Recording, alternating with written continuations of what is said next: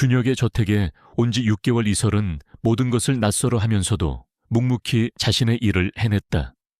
그녀의 유일한 낙은 매일 밤 늦게까지 일하며 준혁의 서재 창문으로 보이는 달을 바라보는 것이었다.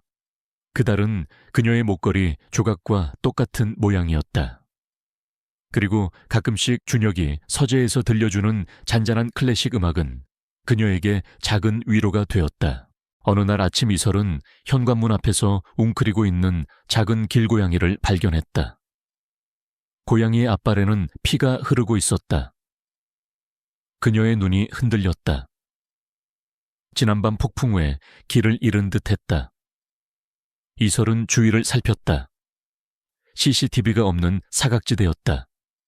그녀는 망설였다. 준혁은 반려동물을 극도로 싫어했다. 특히 집 안에 어떤 동물도 들이지 말라고 신신당부했었다. 하지만 고양이의 떨리는 눈빛을 외면할 수 없었다. 그녀는 조심스럽게 고양이를 품에 안고 창고로 향했다. 준혁은 이른 아침부터 회사를 나섰다. 그의 눈에 이설은 보이지 않았다.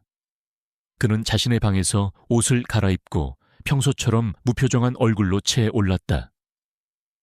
이설은 준혁이 떠난 것을 확인하고 나서야 창고 문을 열었다. 그녀는 어제 저녁 남은 빵 부스러기를 고양이에게 내밀었다. 고양이는 경계심 가득한 눈으로 그녀를 바라보았지만 배고픔을 이기지 못하고 빵을 허겁지겁 먹기 시작했다. 그녀는 그제서야 안도하며 고양이의 상처를 정성스럽게 닦아주었다. 고양이는 그녀의 따뜻한 손길에 몸을 맡겼다. 준혁이 외출하고 난 후 이설은 준혁의 서재를 정리했다.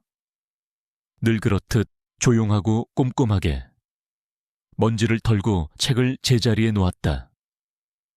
책상 위에는 준혁이 보던 낡은 일기장이 놓여 있었다. 그녀는 일기장을 조심스럽게 덮어놓았다. 그때 책상 구석에서 반짝이는 무언가가 그녀의 눈에 들어왔다. 그것은 그녀의 목에 걸린 것과 똑같은 달의 반쪽 모양을 한 목걸이였다. 그녀의 심장이 빠르게 뛰었다. 설마, 아니, 그럴 리가 없지. 이 넓은 세상에 흔한 디자인일 수도 있다. 그녀는 떨리는 손으로 목걸이를 조심스럽게 집어들었다. 그녀가 목에 걸고 있는 목걸이와 크기 모양, 그리고 다른 흔적까지 똑같았다. 그녀의 눈빛이 흔들렸다. 순간 그녀의 머릿속에 어린 시절의 기억이 스쳐 지나갔다. 낡은 창고, 어린 소년과 소녀. 언젠가 꼭 다시 만나자. 그때는 우리가 서로를 알아볼 수 있도록 이 목걸이를 꼭 간직하고 있어. 소년의 목소리가 귓가에 울리는 듯했다. 그녀는 목걸이를 꼭 쥐고 한참을 망설였다. 하지만 곧 이성적으로 생각했다. 강준혁 같은 사람에게 이런 평범한 물건은 그냥 버려진 것일 수도 있다. 게다가 그녀는 가정부일 뿐이었다. 감히 주인의 물건에 대해 캐물을 수도 추억을 꺼내볼 수도 없었다. 그녀는 조심스럽게 목걸이를 원래 있던 자리에 놓아두었다. 그때 갑자기 서재 문이 열리고 준혁이 들어왔다. 그는 급하게 서류를 가지러 돌아온 참이었다. 그의 날카로운 시선이 책상에 선 채 목걸이를 바라보는 이설에게 향했다. 그녀는 화들짝 놀라 고개를 숙였다. 죄송합니다. 정리하다가 준혁은 아무 말 없이 그녀를 지나쳐 서류를 챙겼다. 그는 서둘러 나가는 길에 잠시 멈춰 서서 방금까지 그녀의 손이 닿았던 목걸이를 힐끗 보았다. 흔한 디자인의 장신구. 하지만 왠지 모르게 마음이 불편했다. 그는 자신의 목에 걸린 목걸이를 만지작거렸다. 똑같은 모양의 목걸이를 가진 여자가 세상에 또 있을까? 아니, 그냥 우연일 거야. 그는 그렇게 생각하며 다시 저택을 나섰다. 이설은 그가 나간 후에도 한참을 그 자리에 서 있었다. 그녀의 가슴은 여전히 두근거리고 있었다. 그녀는 조심스럽게 자신의 목에 걸린 목걸이를 꺼내 만져보았다. 차가운 금속이 그녀의 손가락 끝에 닿았다. 그녀는 복잡한 마음을 애써 진정시키려 애썼다. 어쩌면 그 목걸이는 그녀의 마지막 희망이자 새로운 고난의 시작일지도 모른다는 것을 그녀는 아직 알지 못했다. 강준혁에게 그날은 평범한 비즈니스 미팅으로 가득 찬 하루였다. 하지만 그의 머릿속 한구석에는 묘하게 이설의 모습이 맴돌았다. 고개를 푹 숙인 채 무릎 꿇고 앉아 책상 위 목걸이를 바라보던 그녀의 모습, 그리고 그녀의 손이 닿았던 자리에 놓여있던 그 반쪽짜리 목걸이. 그는 회의 중에도 자신의 목걸이를 무의식 중에 만지작거렸다. 10년 동안 찾아 헤매던 그 소녀가 설마 그럴 리 없다. 그는 애써 이성적으로 생각하며 그 생각을 떨쳐냈다. 그녀는 그저 가정부일 뿐이고 목걸이는 흔한 디자인일 뿐이라고. 하지만 그의 마음속에는 알 수 없는 불안감이 싹트기 시작했다. 그 불안감은 저녁 늦게까지 계속되었다. 준혁이 퇴근할 무렵 저택의 분위기는 평소와 달랐다. 낯선 향수 냄새와 함께 그의 내연녀이자 유명 패션 모델인 한미나가 소파에 다리를 꼬고 앉아 있었다. 미나는 화려한 옷차림과 도발적인 눈빛으로 이 공간을 자신의 것으로 만들고 있었다. 준혁은 그녀의 갑작스러운 방문에 인상을 찌푸렸다.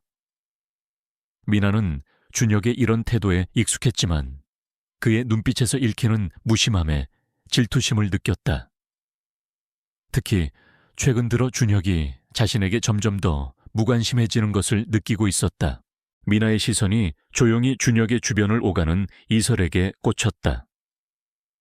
이설은 자신의 존재를 지우려는 듯 고개를 숙이고 조용히 차를 준비하고 있었다. 미나의 입가에 교활한 미소가 번졌다. 그녀는 준혁의 관심을 자신에게로 돌리기 위해 무언가 극적인 사건을 만들어야겠다고 생각했다. 이설의 존재는 그녀에게 완벽한 표적이었다. 준혁 씨, 이 집 가정부들은 다들 이렇게 조용해요. 미나가 나른한 목소리로 물었다. 준혁은 미나의 질문에 별다른 의미를 두지 않았다. 일 잘하는 사람이면 됐지. 미나는 더욱 노골적으로 이설을 향해 말했다. 아, 저렇게 말도 없고 기어다니는 것 같은 사람이라니. 무슨 속셈이 있는 건 아닐까 걱정되네요. 이설은 미나의 비아냥거림에도 묵묵히 제 할 일만 했다. 그녀의 귀에 미나의 말이 박혔지만 그저 무시하는 것이 상책이라고 생각했다. 그녀는 그저 이 집에서 조용히 일하고 돈을 벌어 동생의 학비를 마련해야 했다. 그런 그녀에게 준혁의 내연녀는 상관할 바가 아니었다. 하지만 미나는 그녀를 그냥 두지 않았다. 준혁이 잠시 자리를 비운 틈을 타 미나는 준혁의 아버지가 아끼던 17세기 도자기가 올려진 장식장으로 다가갔다.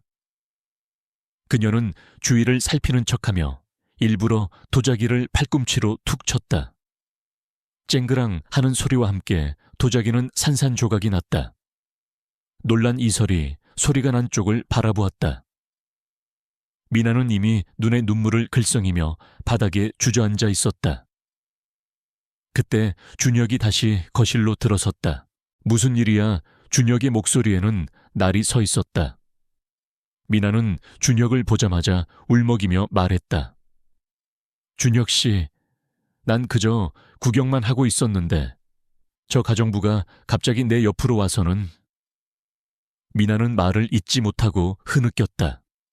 준혁의 시선이 이설에게 향했다. 이설은 그저 멍하니 서 있었다. 그녀의 눈은 진실을 말하고 있었지만 그녀의 입은 억울함에 굳게 다물려 있었다. 이설 씨, 무슨 일이죠? 준혁의 차가운 목소리에 그녀는 고개를 들었다. 제가 한 일이 아닙니다. 저는 그저. 미나는 이설의 말을 자르며 소리쳤다. 아니에요. 당신이 나를 밀었어요. 내가 준혁 씨랑 가까이 있는 게 싫었나 보지. 미나의 비명에 가까운 목소리에 준혁의 미간이 더욱 찌푸려졌다. 그는 이설의 해명을 들을 여유가 없었다.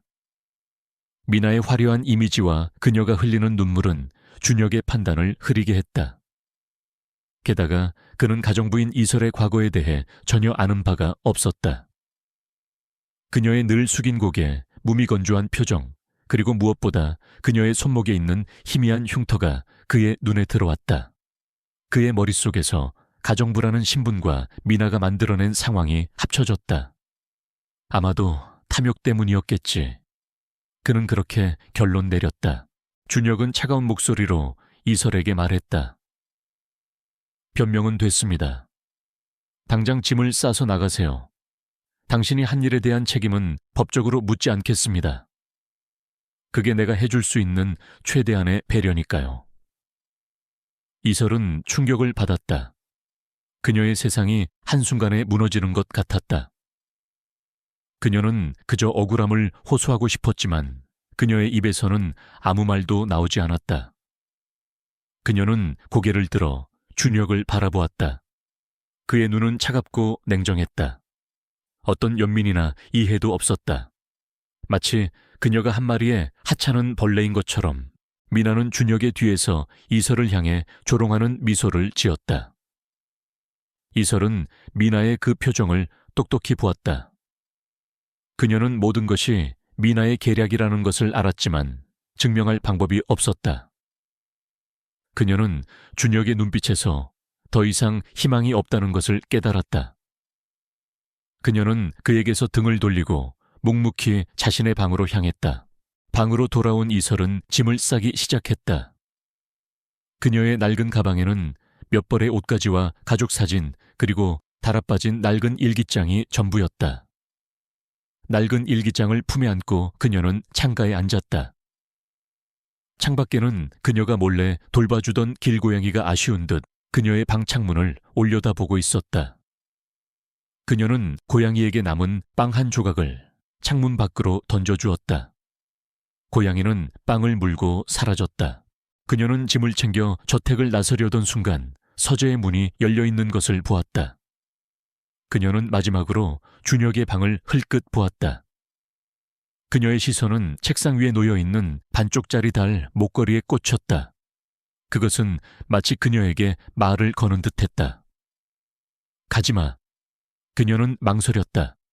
하지만 준혁은 그녀를 믿지 않았다.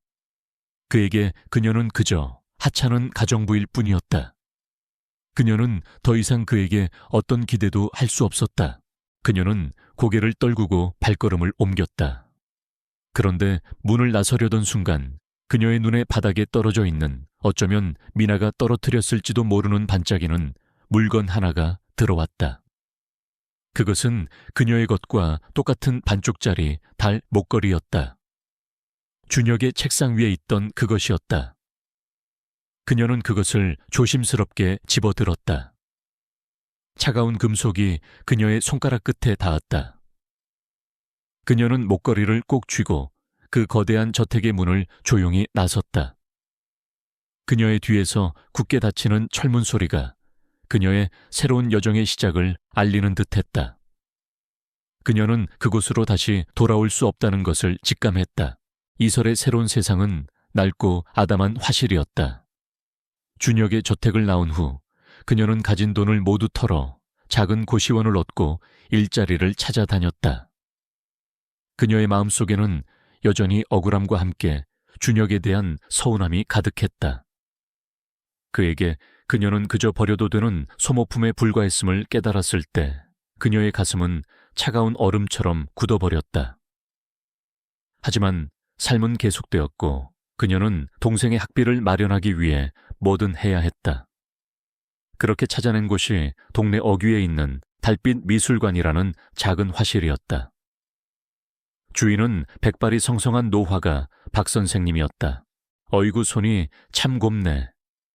그림을 그려봤나. 박 선생님은 이설의 이력서를 훑어보며 말했다. 이설은 그저 고개를 숙일 뿐이었다. 예전에 조금요. 사실 그녀는 준혁의 저택에서 일을 시작하기 전까지 미술을 전공하고 있었다. 그러나 가족의 갑작스러운 몰락으로 학업을 중단해야 했다. 이설은 그 꿈을 애써 마음속 깊은 곳에 묻어두고 살았다. 그러나 이 화실의 공기 물감 냄새, 그리고 캔버스의 하얀 여백은 그녀의 잊고 싶었던 꿈을 다시 불러일으키는 듯했다. 박 선생님은 그녀의 눈빛에서 무언가를 읽었는지 말없이 그녀를 보조 강사로 채용했다. 화실에서의 생활은 준혁의 저택과는 정반대였다. 왁자지껄한 아이들의 웃음소리와 그림을 그리는 학생들의 활기 넘치는 분위기 속에서 이설에 굳어있던 마음이 조금씩 녹아내렸다. 그녀는 아이들을 가르치고 물감을 정리하는 틈틈이 자신의 노트를 꺼내 그림을 그렸다. 그녀의 그림은 대부분 10년 전의 추억을 담고 있었다.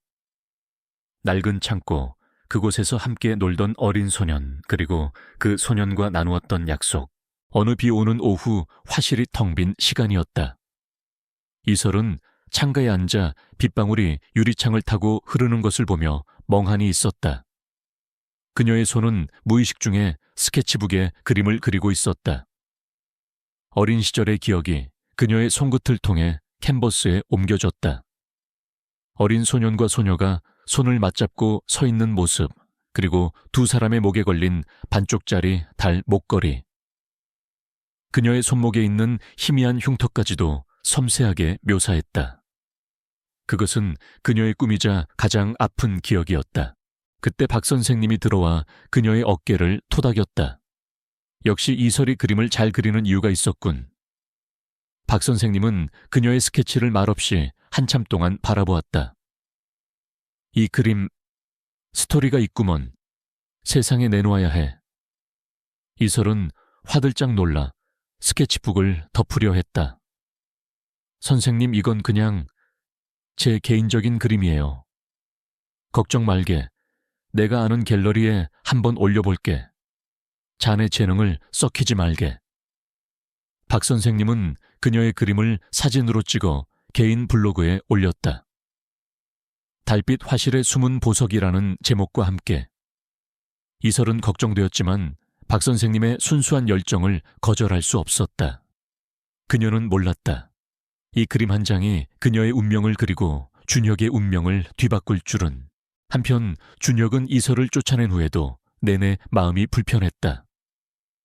미나의 거짓말이 마음에 걸렸고 이설의 눈빛에서 보았던 억울함이 자꾸만 떠올랐다.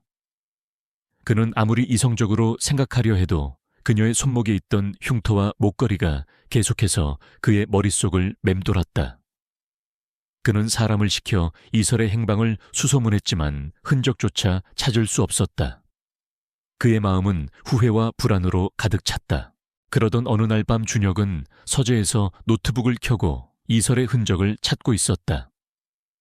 그때 우연히 박 선생님의 블로그에 올라온 사진 한 장이 그의 눈에 들어왔다. 그의 심장이 쿵 하고 내려앉았다. 화면 속에는 어린 소년과 소녀가 함께 서 있었다. 소년과 소녀의 목에는 각각 반쪽짜리 달 목걸이가 걸려 있었다. 그리고 소녀의 손목에는 그가 보았던 것과 똑같은 흉터가 있었다. 그림 아래에는 이설 작가라는 이름이 적혀 있었다. 준혁은 숨을 들이켰다. 이설, 그녀가 맞았어. 그는 10년간 찾아 헤매던 약혼녀를 가장 가까이 있었을 때 내쳐버렸음을 깨달았다. 그의 눈에 분노와 회한, 그리고 절박함이 교차했다. 그는 당장이라도 그녀를 찾아가고 싶었다. 하지만 준혁의 뒤에는 그림자가 있었다. 바로 한민아였다. 그녀는 준혁의 무관심이 이설 때문일 것이라고 짐작하고 그를 몰래 미행하고 있었다. 그녀는 준혁이 밤늦도록 노트북을 들여다보는 것을 보았다. 그리고 그가 집중해서 보고 있는 화면 속 그림을 엿보았다. 그녀의 눈이 커졌다. 화면 속 그림은 그녀에게도 낯익은 것이었다. 이설이 그린 그림, 그리고 그 아래에 쓰여 있는 이름. 그녀는 즉시 자신의 정보원을 동원해 이설 작가에 대해 조사하기 시작했다. 미나는 이틀 만에 모든 것을 알아냈다. 이설이 몰락한 한 중견기업의 딸이자 준혁의 부친이 정해준 약혼녀라는 사실, 그리고 이설이 가지고 있던 반쪽짜리 달 목걸이가 준혁과 똑같은 것이라는 사실. 그녀는 충격과 함께 공포를 느꼈다. 준혁이 이설을 찾고 있다는 것을 직감했다. 준혁의 유산을 노리는 그녀에게 이설의 존재는 치명적인 위협이었다. 미나는 분노와 질투에 휩싸였다. 고작 가정부 주제에 감히 내 자리를 넘봐. 그녀는 거울에 비친 자신의 모습을 보며 입술을 깨물었다. 그녀는 이설이 준혁의 약혼녀라는 사실을 절대 준혁에게 알려서는 안 된다고 생각했다. 이설의 재능을 세상에 알린 박 선생님과 화실까지도 증오의 대상이 되었다. 미나의 머릿속에는 악의적인 계획이 떠오르기 시작했다. 그녀는 이설을 다시 한번 철저하게 짓밟아 준혁의 기억 속에서 완전히 지워버릴 계획을 세우기 시작했다. 그녀는 자신의 모든 것을 걸고 이설을 파멸시키기로 결심했다. 이설은 아직 그녀를 둘러싼 먹구름이 얼마나 어둡게 드리워지고 있는지 전혀 알지 못한 채 화실에서 새로운 희망을 키워가고 있었다. 이설에게는 꿈만 같은 시간이었다. 박 선생님의 도움으로 그녀의 그림은 작은 전시회에 출품될 기회를 얻게 되었다. 달빛 화실의 숨은 보석이라는 제목으로 소개된 그녀의 스케치 한 장이 SNS를 통해 퍼져나가면서 사람들의 뜨거운 관심이 쏟아졌다. 특히 그 그림에 담긴 애틋한 사연과 미스터리한 반쪽짜리 목걸이에 대한 이야기는 많은 이들의 호기심을 자극했다. 그녀는 화실에 틀어박혀 자신의 작품을 완성하기 위해 밤낮 없이 매달렸다. 그녀의 손끝에서 10년간 잊고 살았던 열정이 다시 피어오르는 것을 느꼈다. 전시회 날 이설은 설렘과 긴장감에 휩싸인 채 갤러리에 들어섰다. 그녀의 작품은 갤러리 한가운데에 놓여 있었다. 그녀의 그림을 보러 온 관람객들이 이미 북적이고 있었다. 사람들은 그녀의 그림 앞에 서서 감탄을 쏟아냈다. 정말 감성이 풍부한 그림이네요. 그림에서 스토리가 느껴져요. 그녀는 그들의 칭찬에 몸둘 바를 몰랐다. 처음으로 자신의 재능이 세상에 인정받는 순간이었다. 그때 준혁의 등장에 갤러리 안이 술렁이기 시작했다. 준혁은 이설의 그림 앞에 멈춰 섰다. 그의 시선은 그림 속 어린 소년과 소녀 그리고 그들의 목에 걸린 반쪽짜리 달 목걸이에 고정되었다. 그의 마음속에는 후회와 안도 그리고 그리움이 뒤섞여 요동쳤다. 그는 그녀를 찾아내지 못한 죄책감에 시달렸고 이제서야 그녀를 찾았다는 사실에 안도했다. 하지만 그 평화로운 재회의 순간은 오래가지 못했다. 준혁의 옆에 서 있던 한민아가 이설을 향해 싸늘하게 웃으며 다가왔다. 어머 이설씨, 여기가 어디라고 감히 나타났어. 미나의 목소리는 전시회장의 정적을 깼다. 사람들의 시선이 모두 이설과 민에게로 쏠렸다. 미나는 이설을 향해 조소를 날리며 손짓을 했다. 그러자 몇 명의 기자들이 그녀에게 다가왔다. 미나는 준비된 계획대로 연기를 시작했다. 여러분, 이 그림의 작가 이설 씨를 주목해 주세요. 미나가 손뼉을 치며 말했다. 이 작가님 대단한 분이시죠. 남의 그림을 베끼는데 아주 탁월한 재능이 있으시니까요. 미나의 말에 갤러리 안은 순간 찬물을 끼얹은 듯 조용해졌다. 이설은 미나의 뻔뻔한 비난에 얼굴이 하얗게 질렸다. 무슨 말도 안 되는 소리예요. 박 선생님이 화를 내며 외쳤다. 글쎄요, 제가 가진 증거는 조금 다른데요. 미나는 보란듯이 태블릿 PC를 꺼내 들었다. 태블릿 PC 화면에는 이설의 그림과 매우 유사한 다른 작가의 그림이 띄워져 있었다. 이 작가님은 과거에도 이런 식으로 남의 작품을 표절해서 여러 번 문제가 됐던 걸로 아는데요. 게다가 강준혁 씨의 저택에서 가정부로 일하다가 물건을 훔쳐서 쫓겨난 도둑이라는 소문도 있던데, 미나의 조작된 증거와 악의적인 소문은 사람들의 의심을 사기에 충분했다. 사람들은 웅성거리기 시작했고 이설을 바라보는 시선에는 경멸과 실망이 가득했다. 이설은 마치 벼랑 끝에 서 있는 기분이었다. 준혁은 미나의 악의적인 행동에 분노했다. 그는 미나를 막으려 했지만 미나는 이미 판을 짜놓은 뒤였다. 그녀는 몇몇 기자들에게 미리 돈을 뿌려놓았고 그들은 미나의 말에 힘을 실어주기 시작했다. 정말 표절이 맞나요? 이설 씨 해명해 보세요. 강준혁 대표님, 저분이 예전에 집에서 일했던 가정부가 맞습니까? 이설은 쏟아지는 질문과 비난 속에 홀로 남겨졌다. 그녀를 지지해주던 박 선생님과 준혁은 미나와 기자들에 의해 가로막혔다. 그녀는 이제 혼자 이 거대한 폭풍을 헤쳐나가야 했다. 이설의 눈이 흔들렸다. 그녀는 준혁을 보았다. 그는 자신에게 다가오려 애쓰고 있었지만 거리를 좁히지 못하고 있었다. 그녀의 마음속에는 다시 한번 외로움이 밀려왔다. 그때 그녀의 손에 들려있던 낡은 일기장이 눈에 들어왔다. 일기장 속에는 그녀와 소년의 사진, 그리고 그녀가 10년 동안 간직했던 반쪽짜리 달 목걸이가 있었다. 이설 씨, 이제 변명할 시간이 얼마 남지 않았네요. 마감 시간이 임박했습니다. 한 기자가 외쳤다. 시간은 그녀의 편이 아니었다.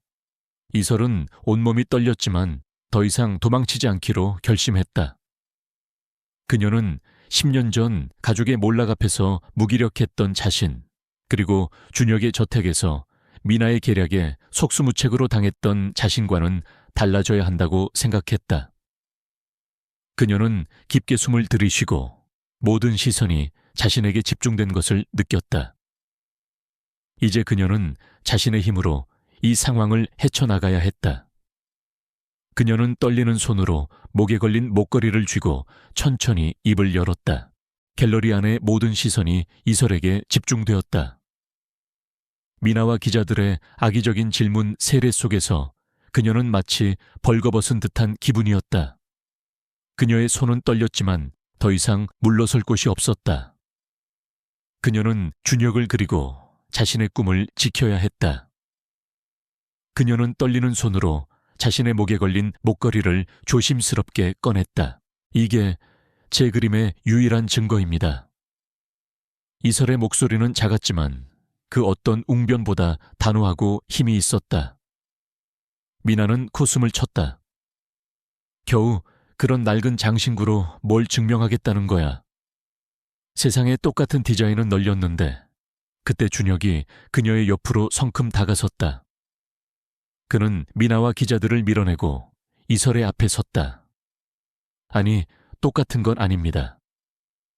준혁은 자신의 셔츠 단추를 풀고 목에 걸린 반쪽짜리 달 목걸이를 꺼냈다.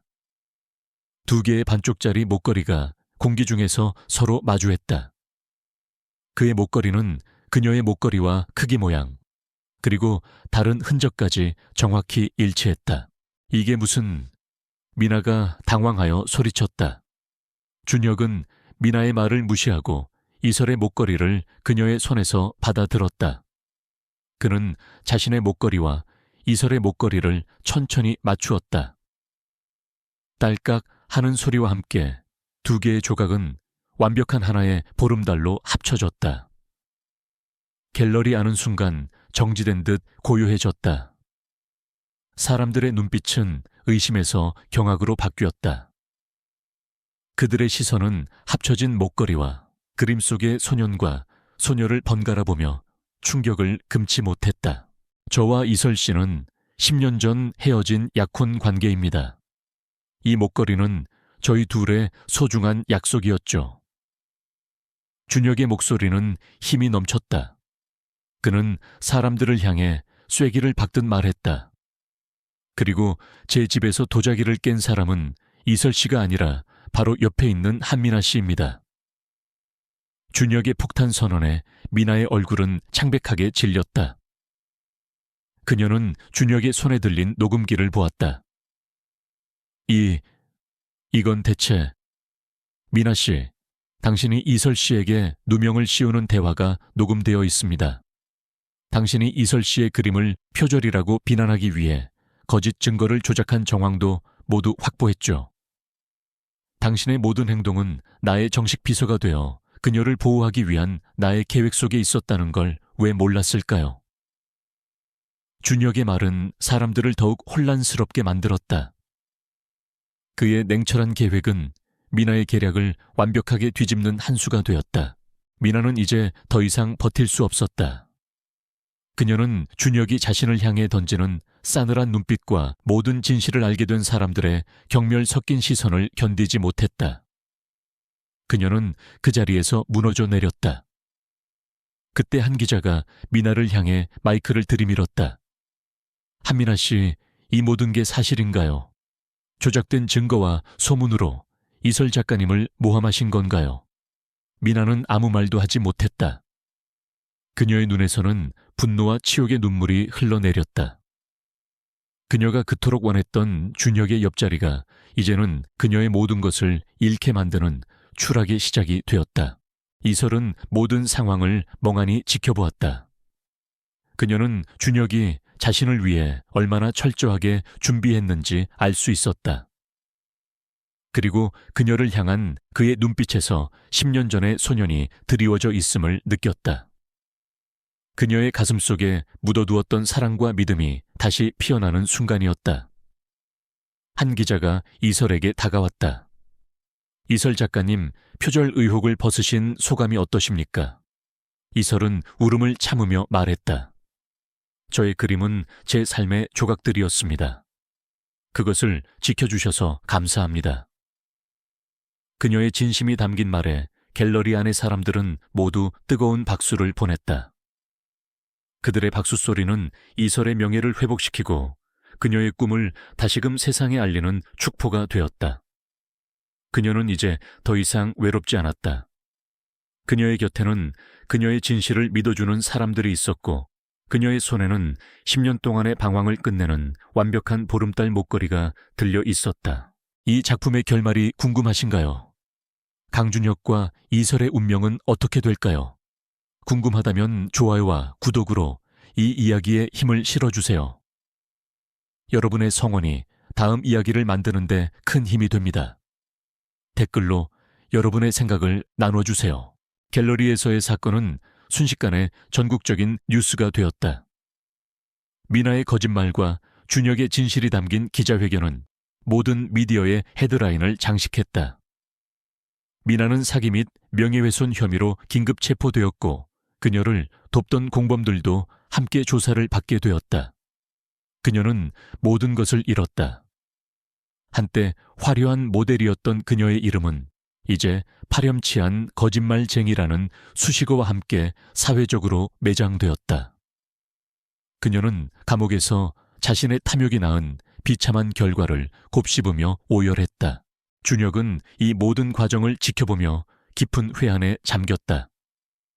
한때 자신의 감정을 속이고 이성을 앞세워 이설을 외면했던 자신의 행동을 후회했다.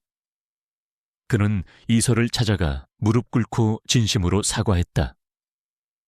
이설 씨, 지난날 제가 당신을 믿지 못하고 내쫓았던 것을 진심으로 사죄드립니다. 그 어떤 변명도 할 수 없습니다. 제가 어리석었습니다. 이설은 그의 진심을 느낄 수 있었다. 그녀는 고개를 끄덕이며 말했다. 괜찮아요. 그 덕분에 저는 제 안에 숨겨진 힘을 발견할 수 있었으니까요. 그녀의 따뜻한 말에 준혁의 눈가에 뜨거운 눈물이 맺혔다. 그는 그녀의 손을 잡고 더 이상 놓지 않겠다고 다짐했다. 며칠 후 준혁은 이설에게 특별한 제안을 했다. 이설 씨, 제가 새로운 자선재단을 설립했습니다. 재단의 이름은 달무리 재단입니다. 당신이 저와 같은 반쪽짜리 달 목걸이를 가지고 있었던 것처럼 세상에는 아직 빛을 보지 못한 수많은 재능들이 있습니다. 그들을 돕고 싶습니다. 그리고 이 재단의 예술 총괄 이사를 당신이 맡아줬으면 합니다. 이것은 단순한 보상이 아니었다. 준혁은 그녀가 잃어버렸던 꿈을 다시 펼칠 수 있도록 그리고 그녀의 재능을 세상에 널리 알릴 수 있도록 진심으로 돕고 싶었다. 그것은 그녀의 아픔을 치유하고 그녀의 잠재력을 꽃피우게 할 가장 의미 있는 선물이었다. 이설은 처음에는 망설였다. 하지만 준혁의 진심이 담긴 눈빛과 그녀의 마음속에서 다시 타오르기 시작한 예술에 대한 열정은 그녀를 움직였다. 네, 준혁 씨. 그 제안을 받아들이겠습니다. 그녀의 대답에 준혁이 얼굴에 환한 미소가 번졌다. 그것은 그가 10년 만에 처음으로 짓는 진심 어린 미소였다. 저녁 식사 후 두 사람은 오랜만에 함께 저택의 정원을 거닐었다. 보름달이 뜰 무렵이었다. 그들의 목에는 합쳐진 완벽한 달 모양의 목걸이가 빛나고 있었다. 저는 이 목걸이가 그저 어린 시절의 추억이라고만 생각했습니다. 그런데 이제 와서 보니 이 목걸이는 우리를 다시 만나게 하기 위한 운명의 실이었던 것 같아요. 이설이 조용히 말했다. 저도 그랬습니다. 당신을 처음 봤을 때 왠지 모르게 마음이 쓰였는데 이제야 그 이유를 알겠군요. 준혁은 그녀의 손을 꼭 잡으며 말했다. 당신을 믿지 못했던 그 순간이 제 인생에서 가장 큰 실수였습니다. 하지만 그 실수를 통해 저는 당신이 얼마나 강하고 아름다운 사람인지 깨닫게 되었어요. 이설은 준혁의 손을 잡은 채 고개를 들고 밤하늘의 달을 바라보았다. 그녀의 눈에 눈물이 맺혔지만 그것은 더 이상 슬픔의 눈물이 아니었다. 그것은 새로운 시작을 알리는 희망의 눈물이었다. 그녀는 준혁과의 지난 모든 일들이 어쩌면 그녀를 더 단단하게 만들기 위한 길고 긴 시련이었을지도 모른다고 생각했다. 그리고 마침내 그 시련의 끝에서 새로운 평화와 사랑을 찾았다는 것을 깨달았다. 수년이 흘렀다. 달무리 재단은 이설의 열정과 준혁의 헌신적인 지원 아래 한국을 대표하는 예술 지원 단체로 성장했다. 재단의 도움을 받은 수많은 젊은 예술가들이 자신의 꿈을 펼쳤고 그들의 작품은 세상에 빛을 보게 되었다. 이설은 단순한 재단 이사를 넘어 존경받는 예술가이자 멘토로 자리 잡았다. 그녀는 더 이상 고개를 숙이지 않았다. 그녀의 눈빛은 자신감과 온화함으로 빛나고 있었다. 준혁 또한 예전에 차갑고 냉정한 CEO가 아니었다. 그는 이설을 만나고 난 후 사람의 진심을 보는 법을 배웠다. 그의 경영 철학은 이윤 추구뿐만 아니라 사회적 가치를 창출하는 것으로 바뀌었다. 그는 이설의 가장 든든한 조력자이자 삶의 동반자가 되었다. 두 사람은 모두에게 존경받는 부부가 되어 행복한 가정을 꾸렸다. 어느 화창한 봄날 오후 달무리 재단의 10주년 기념 행사가 열렸다. 이설은 재단에서 지원한 아이들이 그린 그림 전시회에 참석했다. 그녀는 아이들에게 그림을 그리는 법을 가르쳐주며 환하게 웃고 있었다. 그녀의 옆에는 준혁이 아이들과 함께 스케치북을 보며 웃고 있었다. 두 사람의 미소는 마치 봄볕처럼 따뜻했다. 그때 한 아이가 이설에게 물었다. 선생님은 왜 달을 좋아하세요? 이설은 아이의 머리를 쓰다듬으며 말했다. 선생님에게 달은 때로는 어둠 속에서도 희망을 잃지 말라고 말해주는 친구 같았거든. 행사가 끝나고 이설과 준혁은 나란히 서서 재단에서 새로 지은 작은 도서관에 테이프 커팅식을 진행했다. 도서관의 이름은 별빛 도서관이었다. 이설은 준혁의 손을 잡고 그가 잃어버렸던 어린 시절의 기억 속 별빛을 다시 찾아준 것에 감사했다. 저녁이 되자 이설과 준혁은 예전에 그녀가 살던 동네의 작은 언덕에 올랐다. 10년 전 이설이 홀로 눈물을 삼키며 바라보았던 바로 그 언덕이었다. 그들의 목에는 이제 낡았지만 완벽한 하나의 보름달이 된 목걸이가 빛나고 있었다. 이제야 완벽해졌네요. 이설이 달을 보며 말했다. 그래요. 당신이 내 곁에 있어 주어 비로소 내 삶이 완성된 것 같습니다. 준혁이 그녀의 어깨를 감싸 안으며 말했다. 두 사람은 나란히 서서 밤하늘을 수놓은 무수한 별들과 그 가운데 환하게 빛나는 보름달을 바라보았다. 그들의 눈에 비친 달빛은 과거의 아픔을 씻어내고 앞으로 펼쳐질 찬란한 미래를 약속하는 듯했다. 그들은 잃어버렸던 봄을 다시 찾았고 이제 그 봄은 영원히 계속될 것처럼 보였다. 이 작품의 이야기가 마음에 드셨나요? 강준혁과 이설의 감동적인 이야기는 여기서 끝이 납니다. 하지만 이 세상에는 아직 끝나지 않은 또 다른 기적 같은 이야기들이 많이 있습니다. 여러분의 삶에도 두 번째 봄이 찾아오기를 진심으로 바랍니다. 이 영상에 좋아요를 누르시고 구독 버튼을 눌러주세요. 여러분의 작은 응원이 저에게는 더 좋은 이야기를 만들 수 있는 큰 힘이 됩니다. 다음에도 더 재미있고 감동적인 이야기로 돌아오겠습니다. 댓글로 여러분의 생각을 나눠주세요. 강준혁에게 집은 껍데기뿐인 공간이었다. 300평이 넘는 으리으리한 저택은 그의 성공을 대변했지만 그 안에는 그의 존재를 채워줄 온기라고는 없었다. 매일 밤 그는 서재의 커다란 창가에 앉아 도시의 불빛을 내려다보았다. 샴페인 잔에 비친 그의 얼굴은 언제나 무표정이었다.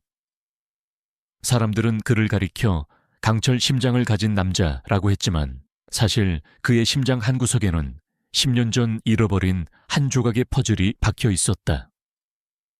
10살 무렵 그가 유일하게 마음을 열었던 어린 약혼녀. 그녀의 이름조차 기억나지 않았지만 그녀의 눈에서 빛나던 별빛 같은 순수함만은 선명했다. 그의 목에 걸린 반쪽짜리 달 모양 목걸이는 그 유일한 기억의 파편이었다.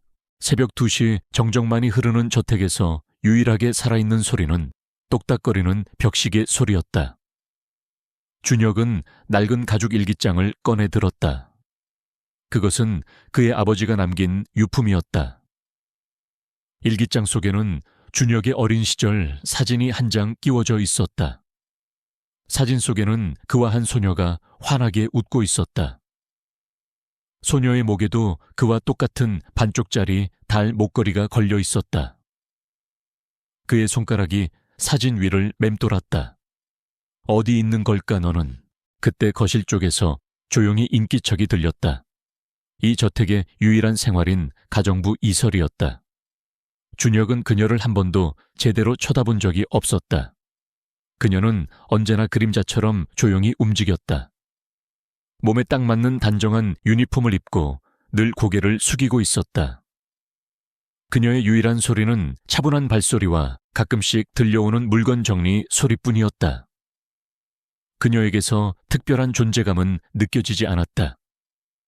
그녀는 그저 이 거대한 저택을 유지하는 수많은 부품 중 하나일 뿐이었다. 이설의 하루는 새벽 4시에 시작해 밤늦게 끝났다. 그녀의 방은 저택의 구석진 곳에 있는 작은 방이었다. 그 방은 마치 그녀의 존재처럼 최소한의 것들로만 채워져 있었다. 하지만 침대 옆 작은 협탁 위에는 그녀의 유일한 보물인 낡은 일기장이 놓여 있었다. 일기장 속에는 그녀의 어린 시절 사진이 한 장 들어 있었다. 사진 속에는 그녀와 한 소년이 환하게 웃고 있었다. 소년의 목에는 그녀와 똑같은 반쪽짜리 달 목걸이가 걸려 있었다. 그녀의 손가락이 사진 위를 맴돌았다. 오빠 지금은 어디에 있을까?